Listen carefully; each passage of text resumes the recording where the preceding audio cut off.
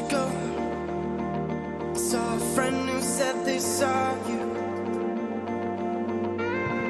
Can you hear me now? I didn't know. Where you go can stop your breathing. And I know you'll see me often. 'Cause you know, and I know that you're not leaving. Do you remember? Do you remember?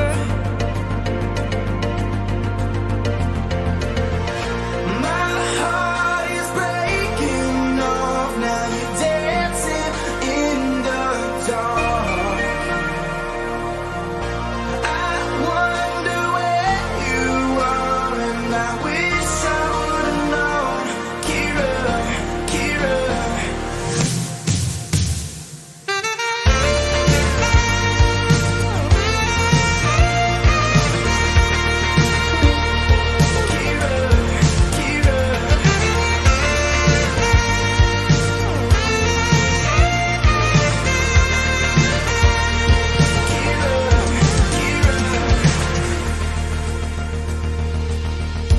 Where'd you go? Nights alone on rooftops waiting.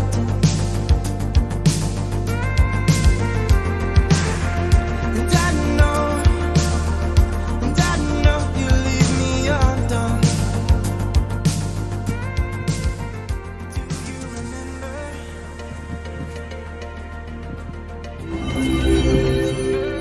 Peace, beloved, peace. It's your homie. Hold on. My glasses are broken. I'm still gonna wear them. It's your homie, Young Content, the unofficial sensei of the culture. This is my favorite song. It's super 70s, 80s. It fits the mood of today. Let's just get the chat rolling. It's your peace, beloved, peace. It's your homie, Young Content, the unofficial sensei of the culture, mastering youthfulness, contentment, and NFTs. We have told a lot of stories. We're on episode 96 right now of Live with the Sensei. There has been 57 episodes of NFTGURU Talking Chill, and there's been a ton of surprise streams. I think we have Laura Zombie in the building. Yo! Boom, chat is working. Let me lower this real quick. That was Kira, the Midnight Remix by Clubhouse. I hope the music, you like it. We're going with a retro vibe, for sure. Because we got a retro human being, probably from the future. Definitely a futurist. And without further ado, let's talk to Dr. Bill. Dr. Bill, you there? I am here in body and mind. Holy smokes. And you looking handsome as ever. Yep, I live in a lovely place. Dude. Here in St. Petersburg, Florida. It looks super green. Is it humid? Mosquitoes? You know how to handle that, right? 90 degrees, 90% humidity. Jesus. But it helps good for being an Couldn't OG. lose weight. Does that help the creative process at all? The humidity? No. Okay. Wow. I'm super happy you're here, though. For those that don't know who you are an OG of generative art. When I think of generative art, I'm thinking Artblocks. But apparently you've been doing it before Artblocks is playing with Legos. What are art blocks? Artblocks is like the first generative art in the NFT space. They did the No, they squiggly aren't. thing, lines, sold for thousands of ETH. Well, I've been doing computer art since, we called it computer art back then, not generative art, since the mid-70s. Back then, there were only 3 people that had computers at all. There was the government, big business, and the university. And at the time, I was undergraduate majoring in industrial design. And towards the end of that degree program I was in, I got a BFA in industrial design. I started seeing images that were done by a computer by William Fetter from Boeing Corporation. And it was just a kind of a skeleton of a man in extreme reach situations, reaching for control.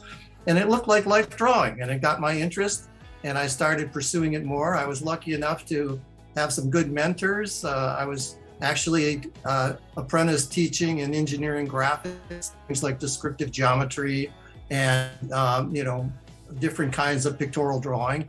And the computer was just coming in, and we were starting to teach courses in computer graphics. So I had a lot of support, and I started drawing some things with the computer. And back then, all you had was the language Fortran. You had a pen plotter, and your graphics primitive was move X, Y, pen up or pen down. Towards the end of my BFA program, I had to go into the draft. I was number 66 in the first draft lottery. So I took some time off from school and ended up in the Signal Corps, and fortunately ended up in Germany instead of Vietnam, where I had a pretty good 3-year paid vacation. And when I got out, I got the GI Bill and I got my job back. So back then, they were teaching computer graphics on a larger scale. And we were teaching the rudimentary orthographic projection, how to draw stuff with a computer. So it was pretty cool. I had the timing was right, and I was there. During the draft, were you kind of just thinking about going back to art and stuff? Were you thinking about art during the draft at all? Like, hey, I got to get back to my computer. I really miss it. Yeah, I was going to go to Canada, but my dad, being an ex-Marine, said he'd hunt me down and kill me himself.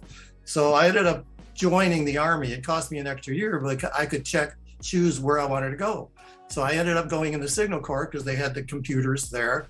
And after some training here in the United States, I ended up in Germany. And I did like swing shift, circuit outage reporting for a year.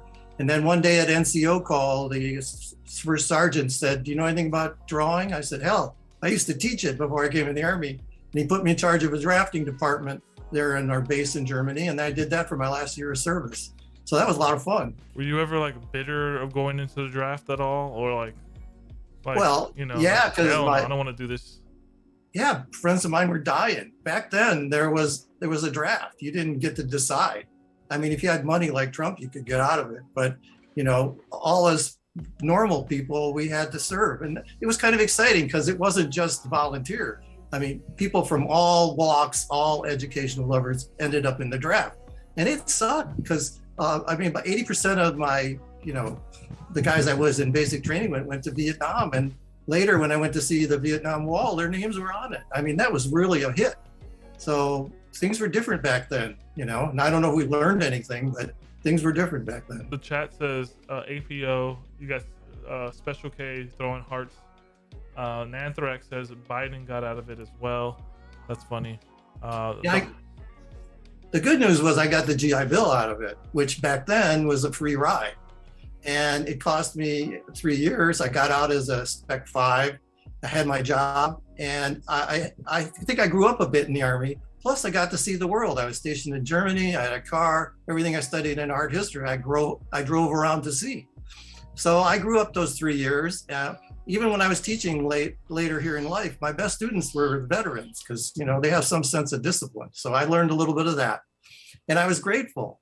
And when I got out, it was exciting. I mean, I started in graduate school, and I met this guy, Chris Gussel, who I just reconnected with recently after he went off in 1976 to work for Bell Labs for 37 years. But at the time, he was majoring in this thing called computer science, and I was getting a MFA in graphic design.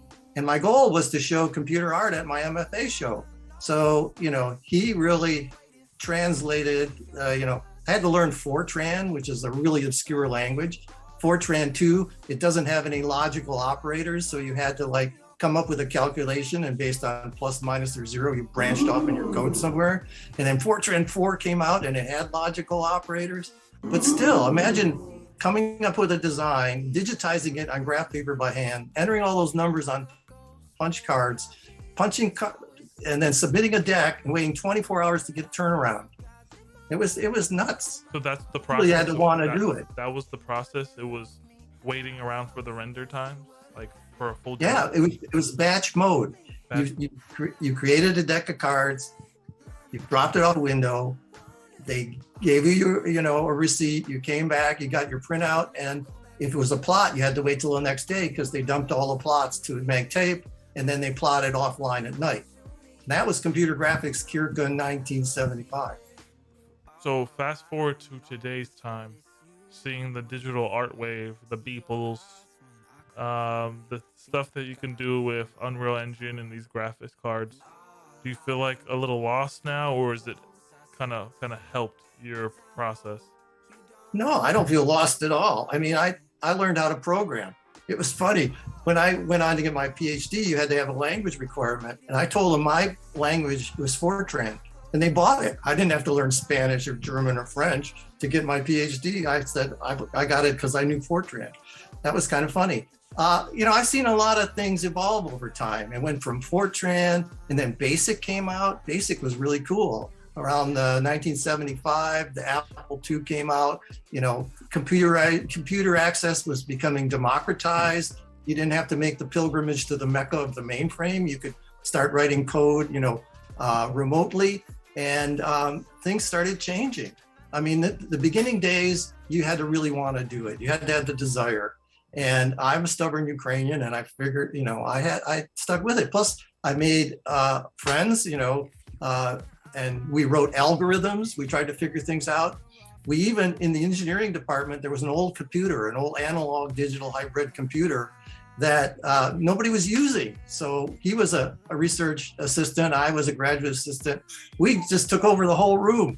We could actually punch cards, submit them into the computer hopper, and get turnaround real time meaning a couple of minutes. And we never had a plotter, but we had an oscilloscope there, and we had a Tektronix 4010. We started drawing yellow lines on a green screen. We used the line printer for output. We were innovative. We even built a damn 8x8 matrix of lights that we had like a bundle of cables this big around going into the back of this computer, and we could switch them on and off programmatically. Holy shit, that was something. Dude. So we did a lot of cool things back then. And like I said, at my MFA, it culminated in a dozen drawings or so. And even then, the art oligarchy said, that's not art. You didn't do it by hand. It was like, are you shitting me? You just mentioned the art oligarchy of the 70s. I can only imagine how opaque and Gotham they are.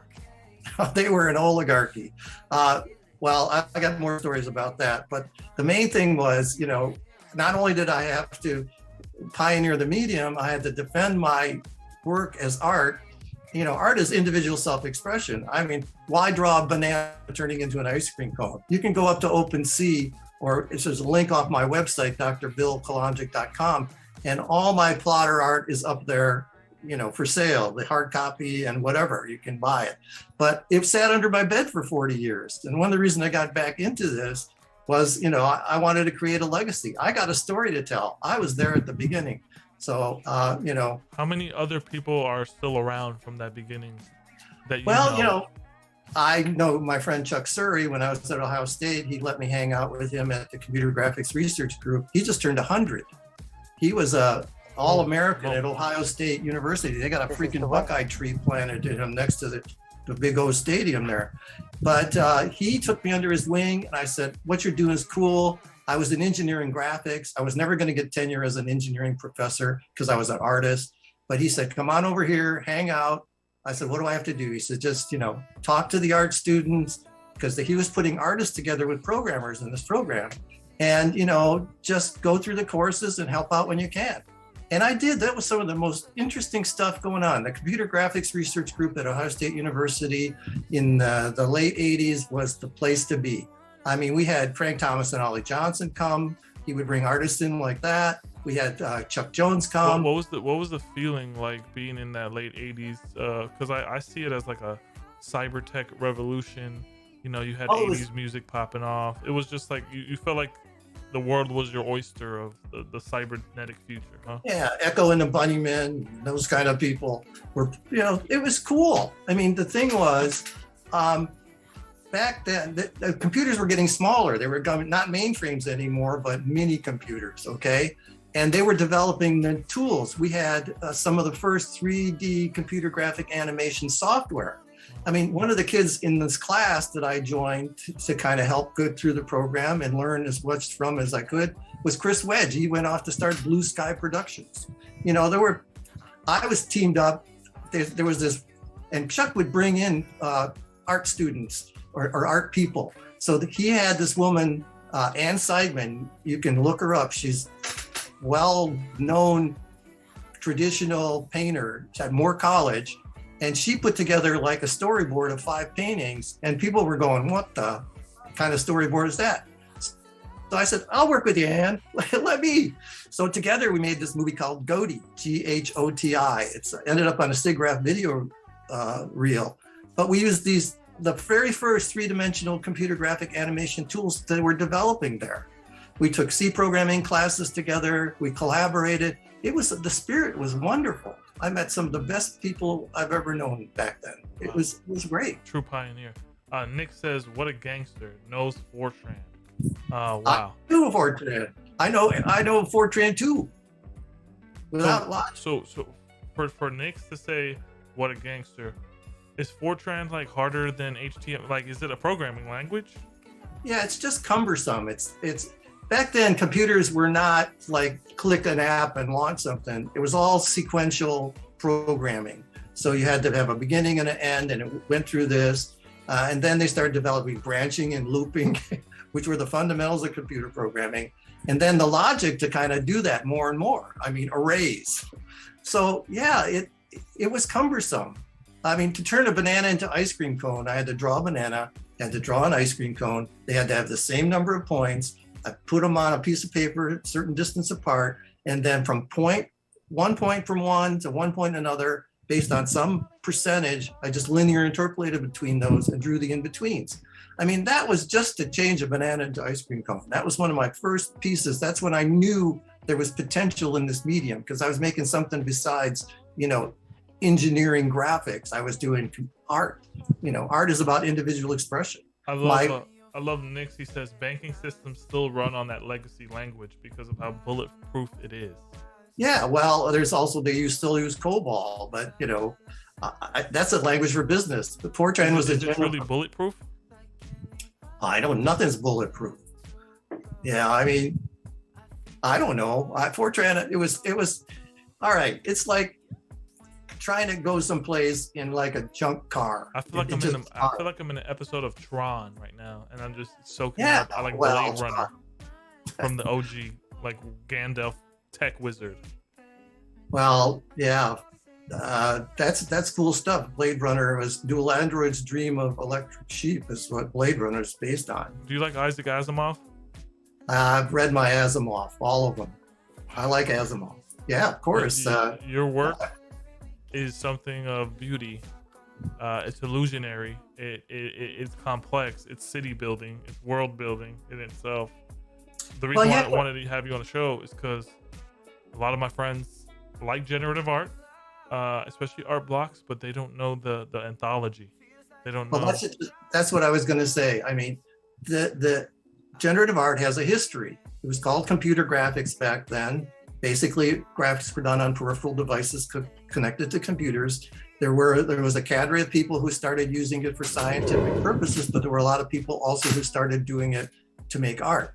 Back in 1980, when I got my MFA, after I got my MFA, I got my PhD, and then I moved on. But I did a show in Chicago called Art In, Art Out. And on my website, drbill.com, we're trying to recreate some of these historical events. But you can go up to drbill.com and click on Art In, Art Out and see the art that was being done in 1980. I'm looking at oblique cube composition. Yeah, but look under events and look under Art In, Art Out. Let me see. Hold on. Art In, Art Out. Click on that, and then there's all these pictures that I took. I hired a professional photographer, and we took them. These were the people who were in the show, and if you look at some of that stuff, it's as good as some of that generative art. It was just done with less sophisticated. Dude. I mean, sir. That was done and now these people, when I was teaching computer graphic or media here at St. Pete College before COVID hit, kids would come in and say, I want to be a computer artist, how do I make lots of money? And I said, well, what can you do? I got to learn how to program. I mean, it's like, that was a lot of work. You had to really want to make art back in those days. And the tools were being developed. In the beginning, there was no application software. There was move XY, draw XY. That was it. I love Logic Grid Construction #2 by Roger Cohart. Roger Kokar. Oh yeah, he is one of 77. yeah. He invented the term controlled randomness. You know, when you parameterize a random function, that's controlled randomness. He invented that.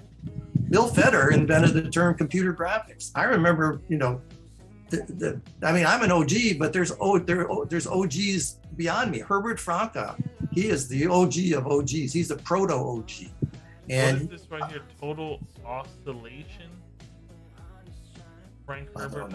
W. Herbert. Holy. Herbert Franca, yeah, he's 95 years old in Austria, and he's one of the best. He wrote a book on computer graphics, one of the first publications. Why do you think this narrative does this narrative get talked about on MSNBC or CNBC or you know, we have PBS? Like, does this, have you ever been asked to be interviewed on PBS about the origins of graphic? I did a television interview way back when. I think it's too difficult for people. They want instant gratification. They don't want to hear me say, you know, you got to really want it. You got to work hard to do it. They want to be able to, like, now, you know, you can create computer art. There weren't any drawing programs back there. Just go into Adobe Creative Cloud and start making art. You know, I started making art before Adobe Creative Cloud, before all that stuff. I remember when it first came out. So I literally want to just like hold your hands for a second and just absorb your powers or something, because I feel like you just have power in your hands.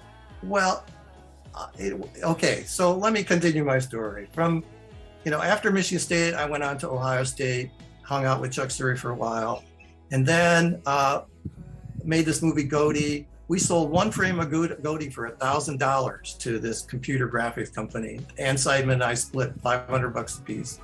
And at that event, this dean of a college saw me and he hired me. I went and started a program in electronic media at Northern Illinois University, 0 to 90 students. The whole idea was integrating art and computers, but boy, I hit the wall with the oligarchy there. They didn't even want us to teach computer courses in the art department. We had to teach them in the music building because, you know, they didn't want to move any looms out of the way that weren't getting used. So, but from there, I went on to Pixar. And I figure if I'm going to be a computer artist, I want to go where the best computer art's going. So I moved off. Pixar? I knew somebody. Yeah, I knew somebody who knew somebody. And they called me up and said, you know anybody that wants to work here? And I said, yeah, me. So I went out and interviewed, had a great time. You know, I was preposterous and they hired me. So I ended up in Pixar marketing to try to help them sell this thing called RenderMan. My first job was the RenderMan evangelist. And then all of a sudden I was Steve Jobs. That was his little toy. He just bought the whole company Pixar from George Lucas. And, you know, they're trying to figure things out. So it was a hardware company when I first started working for them. And then, you know, all of a sudden one day, 22 months after I joined, Steve Jobs decided to sell the hardware company, laid off more than half the people. And, you know, it was devastating. But in the back room, there were some crazy people, John Lasseter, Flip Phillip, Evan Osby, making these little animated shorts that ended up winning these awards at SIGGRAPH. I mean, Red's Dream, Luxo Jr., those were just being made in this transition period. And then all of a sudden, we started this company called Velis Group, and there were so many empty offices at Pixar. I never changed my commute. I commuted to Pixar, and we started a company in all the empty offices. Eventually got hired back, and then the movie hit, and we started doing CD rounds for kids. And then Disney bought Pixar, and there went the marketing department, because nobody can market better than Disney. So, you know, after that, what do? I have a PhD in education. I ended up getting a job as a learning architect at Anderson Consulting. That became Accenture. My mom got sick. I had to quit my job, move to Florida, take care of her. Started teaching at the Art Institute at Tampa. And then I started teaching at St. Pete College, and then COVID hit.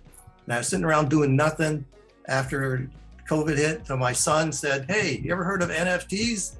And I said, what the hell is an NFT? So he was into the cryptocurrency and NFTs. So he said, you know, your art's on my wall. I love it. Why don't we see if we can sell some of this? So we actually started selling some of it through him, and he was a novice, but at least he, we tried, and he set me up with Stas, who's my mentor and friend and partner. He's my agent. And I said, I just want to make art. You take care of all the crypto weirdness, and I'm just going to make art, and we'll sell them as NFTs. And that whole thing evolved into drbillkalamchik.com. So now, in addition to selling stuff on FS Hash, we sell things through my own vending machine on my website. So I've got control over my art with his help. And I think every artist should have control over their art. So, and we've done some innovative things. We've got the vending machine allows you to set aside images as you mint them, to decide, don't take the that, because I want to break that down. I'm looking at good vibrations right now. I want the audience just to look at this for a second, and the audience that's coming in the future. Tell me what you see, because I'm seeing shit move. Okay, this is huge. I don't know. I'm seeing illusion. I think Stas was like, shout out to Stas too, because he's a ultimate legend in NFTs. I heard that he's a real OG since 2013, 2014 ish. But just take a look at that, guys, on chat. Good vibrations. There's a lot of vibrations going on. Well, I could sit in the corner here. There's a lot of things that you need to know to be an artist, or at least I went to art school, so I studied art history, and I also studied Gestalt theory. And if you understand Gestalt, I'm a firm believer in that. There's a whole language of vision built on Gestalt, but some of the principles, for example, good vibration is based on a thing called absorption reflection, where your brain can't decide whether the black is figure or the white is figure, so it oscillates. So that's the key to op art, understanding Gestalt, and that explains a lot of op art. So I studied op art. Op art is a natural thing to look at if you're an algorithmic artist, and that's what I consider myself to be, an algorithmic artist. So I look at people's works and I come up with algorithms. Now, Victor Vasarely's dead, but I'm sure if he was still alive, he died in 1959, he'd be using the computer. But so he would carefully choose the colors and the designs, where I turn a lot of it over to the computer to make those trivial decisions. So, you learn. I mean, it all comes down to being art and being judged as individual self-expression, the good stuff. You can use the computer to generate a lot of crap. Because I see you have 128 total of those, and all those are different generations when you mint. Yes, they're based on random number generators. So that's actually a 2-tile tessellation, and randomly chooses the tile, but the tiles are designed so that they meet up with each other. And the Gestalt theory of that is the whole is greater than the sum of its parts. The individual tiles disappear into the whole image. Whoa. It seems like you're giving people an opportunity to hold a piece of history here. I mean, 128 is not that big of a collection when you have collections that have 10,000 items. What kind of traction are you seeing in this market right now? It's ramping up slowly. I have recently rejoined collaborating with my friend Chris Gussel, who was the guy who went on to work for Bell Labs for 37 years. And the first 3 collaborative pieces we did sold out in less than 20 minutes each on FS Hash. Kind of my transition from being a Rumpelstiltskin in the forest to waking up and making art again was to kind of do a series on Victor Vasarely. So that series is finished now. There's 7 on FS Hash, 1 on Dr. Bill Kalamchik. And now I'm going to be minting weekly. That's my goal. 1 original piece every week, and still collaborating with Chris. We're working on some nutty ideas. And he's an old man like me.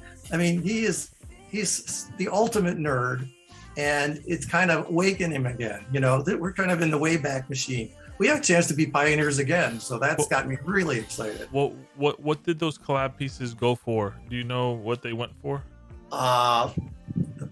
Pittance. First one was 1 TES. Second one was 1.5. The third one is 2 TES. So we're gonna. TES was like $10. No, TES is like $2. Jeez, you sold a 1-on-1 for $2? No, there was 128s. Okay. Right. Cool. I'm not doing 101s yet. I mean, I can, but that's the computer. You know, what does original mean to the computer when you got random numbers generating in it?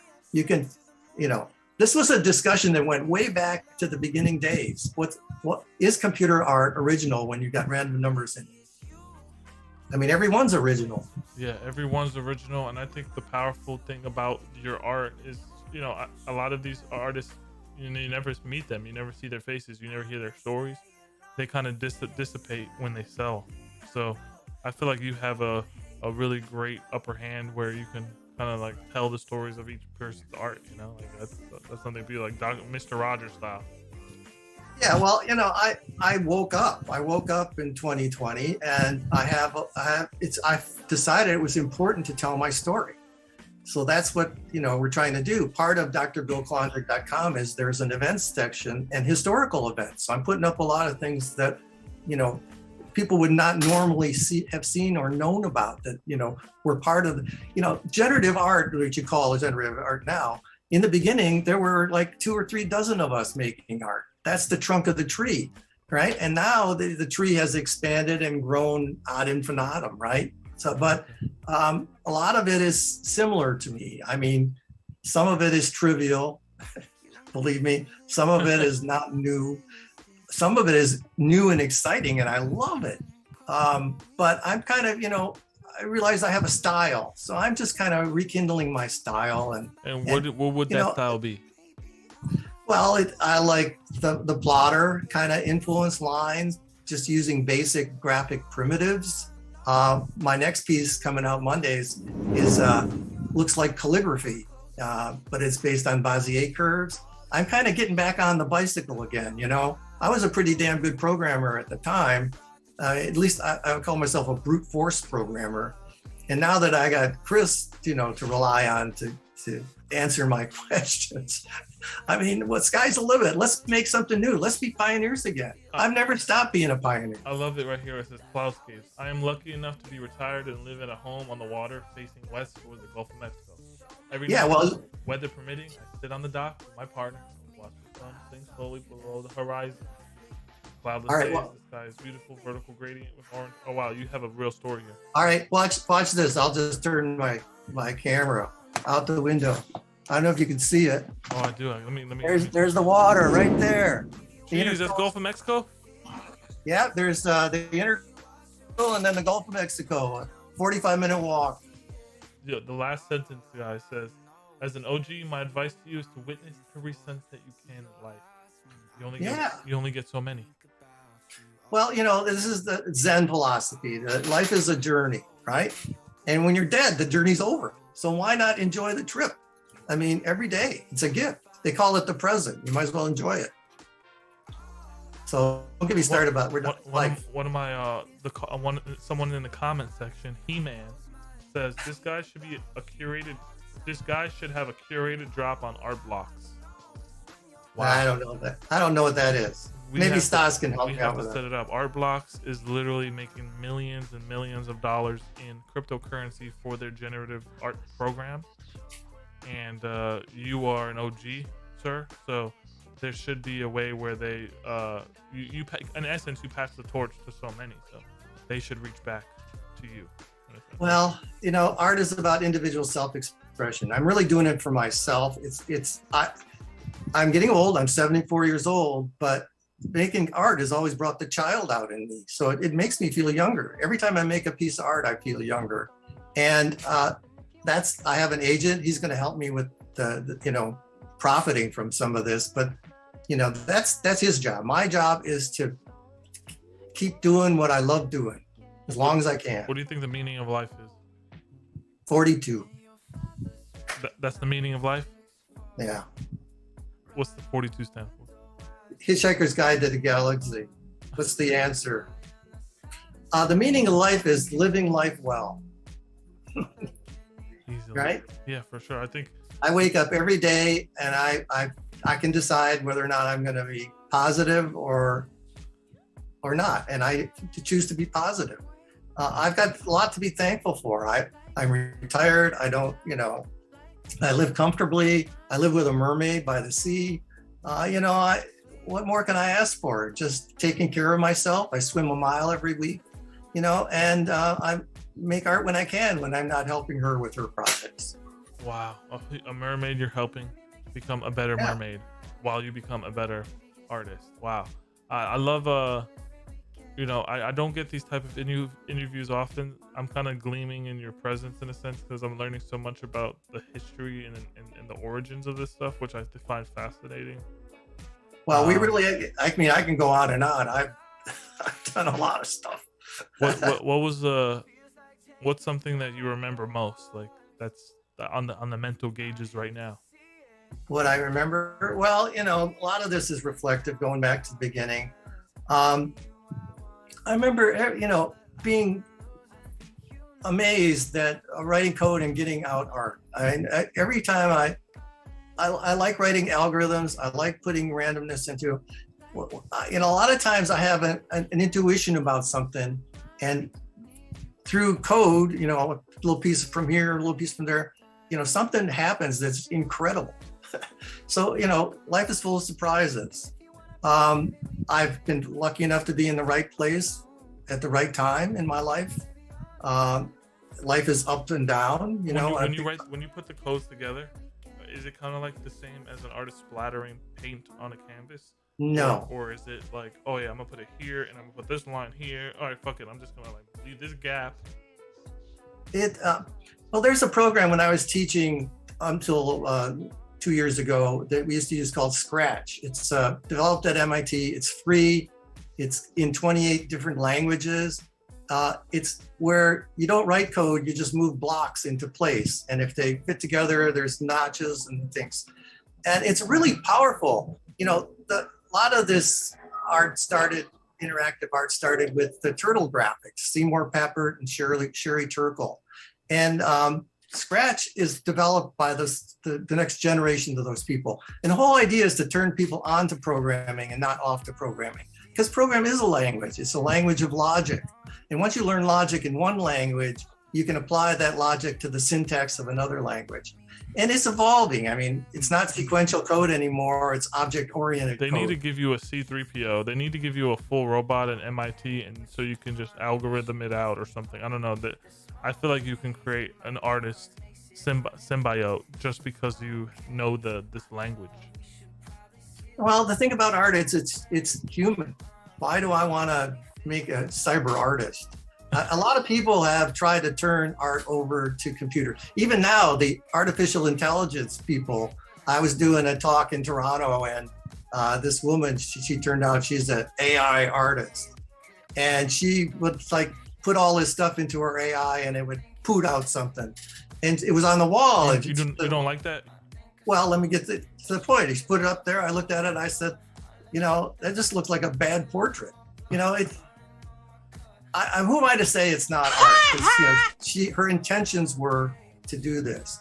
But, you start turning all these decisions over to a computer, the thing that this guy you were talking about, Coquer, he came up with the term, what was it? Controlled randomness, where you set up parameters. So, I mean, life is not totally chaotic. In life, we set up parameters to chaos, and we work within those parameters. Yeah, and it's not deterministic. It has the you set up randomness. Yeah. You set up the guide rails. I mean, you can't just give a monkey a typewriter and expect them to write Dostoevsky. I mean, it ain't gonna happen. So there has to be something in between that. Well, great analogy, guys. This is beautiful because, he may be speaking a foreign language to most of us, but we get it. But you got to understand, he's coming from a time of the 70s. Like, imagine NFTs. I'm gonna be old one day talking about the origins of NFTs and my friends that started CryptoPunks and this generative smart contract algorithm. So it's I'm super grateful for you to even break it down to us on that level, because it's a really beautiful part of history that you can't forget. Well, and I don't want it to die, and that's one of my efforts. My goal now, and I think we all need a goal, is to preserve the legacy of the early days of computer graphics. I haven't even started reaching out to my old friends, and some of them aren't even alive anymore, like poor Aldo Giorgini. He's in that show, Aldo. He died in 1997. I didn't even know that. Tom Longton, a friend of mine from Ohio State, he was Sir Gears. He would take these three-dimensional gears and complex gear mechanisms and animate them. He's dead. So, you know, it won't be long. Chuck Sirry's 100. He's not going to live much longer. But, you know, how do we support Dr. Bill? Like, how do we mint on, you can mint through your website, right? You have. Yes, through drbill.com and through FSH right now, and whatever else Stas comes up with.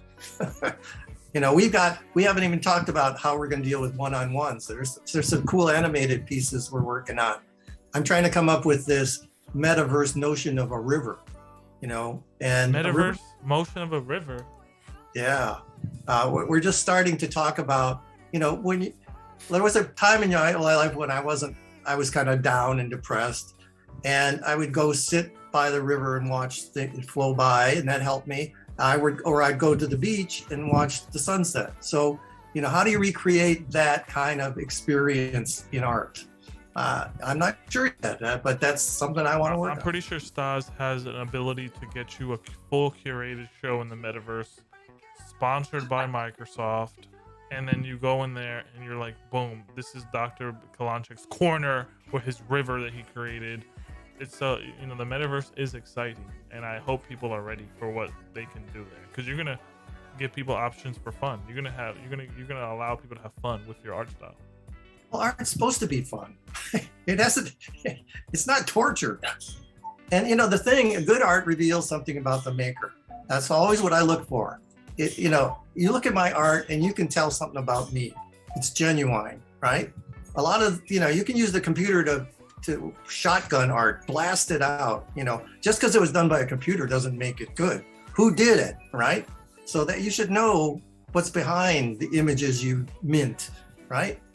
Do you still implement Fortran in these pieces here of the current day? No, I had hard copy all my programs, and through 2 divorces and several moves, I don't know what happened to that stuff. So I'm starting over. I'm just writing code. Does Fortran still work for Generative in 2022? No, or maybe. I mean, it's a legacy language. I know there's still COBOL and other languages, but what would you use Fortran for now? It's formula translation. It's been out. It has that nostalgic feel. It has that nostalgic art, maybe essence, where people will pay. I don't know. It says it's Laura Zombie. She's a great artist too, from Russia. She says it's all about the essence. Artist is the messenger. Art is cosmic essence. Wow. Yeah. Well, there you go. I mean, art is if it's genuine, it comes from your soul. I mean, you make it with honesty, and it reveals something about you. I already said that. And I think people who are artists make art, it's kind of a need, right? It's a need to express yourself. Some people can only express themselves through their art. And they're not articulate. They're not, you know, magnets, corporate heads. They're just art. They're making, you know, some of the most interesting art is, you know, just like, wow, I've never seen that before. Or how'd you come up with that? Or, you know, there's nothing really original anymore, they say, but I've seen some stuff. I like Twitter because I can thumb through and I see some interesting stuff. A lot of people think like fractals, they discover fractals and say that's art. Well, fractals have been around for a long time. So, you know, but they employ it in their art, you know? So what's your intention? A lot of artists, you can ask, you know, what's your intention? And another thing that's fun about art is making art and showing it to other people, and they go, oh, I know what you're thinking. And it wasn't even close to what you're thinking. So it's about, you know, it triggers a response in your head, stimulating. And I wanted to say, what I was going to say, what do you think about NFTs now? Did you do your, I guess you've been on Twitter, you know, NFTs now are like generative monkey pictures. And some people, you know, overlook the one-of-one, the artist now, because they're just making money and flipping. Yeah. I think we have to get back to our center, our core, to really, you know, not devalue some of this art that we have right in front of our noses. Well, again, you can load a computer and it can generate art till the cows come home, like the crypto punks. But some people are, and I understand it's a cultural thing. It was brought to my attention that people collect those to be in the club. That came out in a recent podcast and I can honor that. I collected baseball cards at one time in my life, and people like to be in clubs. They like to socialize. So there's a social kind of a quality to those things. But I enjoy art. I consume art. I mean, I put it on my wall and I look at it and I love it. And if I get tired of it, I'll put something else on my wall or I'll bake something else. Art it's a way of life. It's not just collecting stuff. But, we have collectors. People collect it. My art is affordable right now. And as it grows in popularity, I'll tweak up the price a little. I want to take my mermaid on a vacation to, I love that you didn't go super exponential, unaffordable first. That's awesome. No, that's not it. That's not what it's about. Yeah. And, I'm experimenting. So these are my early days, a lot of artists didn't make any money till they died. Right. All right. So that was it. I mean, they die poor and all of a sudden somebody discovers them. And that's just because they have access to all their art and they're going to make money selling it. So, I mean, what's your intention? Remember we talked about intentions? What's your intention making art? And the kind of the thing I would encourage people to do is don't worry about what anybody says. Just do it. Just make it, right? I had this morning, some guy said, I was afraid, but I heard you talk and you're so inspiring. I was worrying what other people were saying about my stuff. Only my mother loved it. And I said, who cares? Just how do you feel doing it? Just do it. Fuck it. Yeah. Can I have you say the word APO? APO. Can you say it one more time? APO. Here we go, guys. Alpha plays only. Alpha plays only. Guys, this was an alpha play with a bunch of cherries on top of the pina colada. This guy is literally, I am so honored that you came on the 96th episode of this series that I have. You're a beautiful soul. I want to collect your work just because I like the man behind the art. And that's good.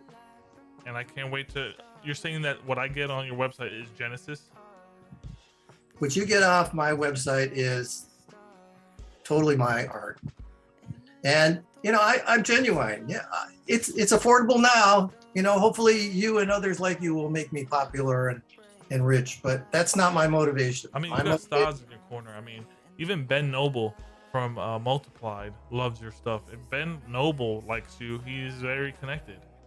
So it's you're doing something right. If people like that love you. Well, I am at heart a people person. I love good people. I don't like people that are deceitful, dishonest, and whatever. Life's too short to deal with assholes, So I feel like I could literally eat a tomahawk steak with you and a bunch of different characters on a round table. You got this hippie Cheech and Chong looking guy. You got this Ukrainian legend, artist, mathematician, Forge character. This is cool. I really would love to get you back on the show. Laura Zombie says he is an absolute legend, sending love to his wonderful mermaid. A beautiful soul indeed. He mentioned. Yeah, well, my mermaid's right across the room from me. I'm working on her computer. I enjoy life. We only got one shot. There's no guarantee there's anything else. Enjoy the journey and, find your passion. Computer art is my passion. It went away for a while. I was like Rumpelstiltskin in the woods. My son woke me up, got me started again. And you know what? Son returned. Well, he lost interest and he's doing something else. So but there are people that are supportive of me still and like what I do. So, whatever you can do to help me, I appreciate it. What does Stas Zablonsky have for you in the coming in around the corner, or like the next quarter four? What do you guys have planned? Well, we're doing kind of a marketing thing right now, these casts, and to kind of get the brand, to make the brand. And he's helping me with the legacy. I'm finding old stuff under my bed and old slide trays. He's helping me put up some important things from the past. We're setting a model for creating our own vending machine as an artist to have control of that. Would you ever make that a physical vending machine in like a NFT conference? I don't know. The vending machine is just a metaphor. Yeah. The whole idea is the NFT is the can you put in there, and somebody puts the money in, pulls a lever, and they get one. To me, that's kind of my mental model of the vending machine. I don't know. He's flexible. You know, he's got the hedgy thing going, and he's got a lot of interesting things going I don't know about. He knows interesting people. I used to speak a lot. When I was at Pixar, I was an evangelist. So I'd go all over the country and try to, you know, put a tent up and talk about Render Man and then leave town. I'm getting kind of too old for that. I want to kind of enjoy my life. I pick a few good venues to speak at. I'm a pretty good speaker. I was a professor all my life. So, you know, I'm looking for good opportunities with all expenses paid to go like to Sydney or New Zealand or somewhere in Europe. I mean, who knows where this will take me? But in the meantime, I'm just going to enjoy every day and keep making art. My goal is to get one up there a week and then maybe try some different venues and see what happens. But yeah, there's a lot of noise in this world right now, the NFT world. So I don't know how to deal with that. We're good.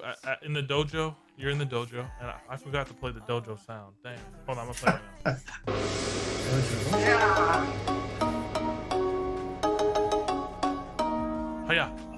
But you really blessed the dojo today. Guys, please follow Dr. Bill Kalanchek. It's right there on his face. Follow that Twitter. Okay? Right there. Dr. Bill. Here, I got it. Dr. Generative Bill OG. DrBillObject.com. Look at that. He-Man, Lord Zombie, Special K, you know, definitely try to get some of his work. I definitely will to support it. I think it has a lot of upside. You know, you have projects like House of Furs, Artblocks. This might catch wave like Artblocks, man. I have a feeling that we should maybe set up a collaboration with him and Artblocks. There's so much stuff in the works here. I'm the sensei. This is what we do. Oh, help me out if you can. I mean, I'm an old dog. You still got some bark. You still got some bark. You still got some. You still got your canines. Woof woof. Woof woof for sure. This is the part of the show, Dr. Bill, where I give you the gong. Okay, the gong in the dojo is a sacred sound. The gong gives you the floor in essence. So you're gonna have the last word when you hear the gong. Please, you can do whatever you want when you hear the gong. You can marry somebody. You can, you know, act like a monkey. Whatever the gong triggers. So hold on. Here's the gong. Also, thank you very much. You have the word. You have the floor.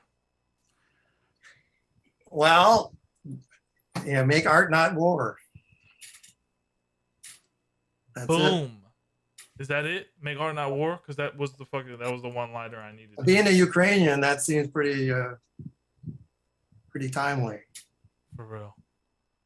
Does that affect you? What's going on over there? Yeah, my grandparents left the Ukrainian environment there to avoid being conscripted into the Russian army. So, you know, the Russians have messed with the Ukrainians for a long time, but we're a proud people. We have our own culture and we love life. So, you know, we're being oppressed right now. Would that affect you? Yeah, for sure. But I'm removed from it. My parents Still in spoke the Ukrainian. diaspora somewhere. Yeah, I don't want to get into that. I mean, it's sad. That's all. For sure. But guys, changing the mood. This isn't sad. This is a legend in the making. Dr. Bill, Generative Art OG from the 70s. Really retro. You can tell he's just retro as shit. And he's probably going to be in conferences near you. So thank you, Dr. Bill, for being on an episode of 96 of Live with the Sensei. I am going to evangelize for you from now on. Shout out to Stas. And I look forward to talking. I do have one last word. Why don't you You should set up a fund me account and get a new pair of glasses. I know. See this? This is the DIY method. Okay. I'm the sensei. I'm the content guy. You know. I'm great. Well, in my mind, I'm making your glasses whole. Boom. I need some generative art algorithm just to like boom metaverse it. The wholeness. All right. Well, you're a hip guy, and it's been a pleasure talking to you. You too, sir. I really appreciate your time, and thank you for telling your story. You can catch this episode on YouTube, Twitch, Fada, everywhere where we broadcast. I'm out of here. Live the dream, eat ice cream, and above all, stay content. Peace, guys. Thank you, sir. Go against the game, be ready to hide. Banging on the corner, big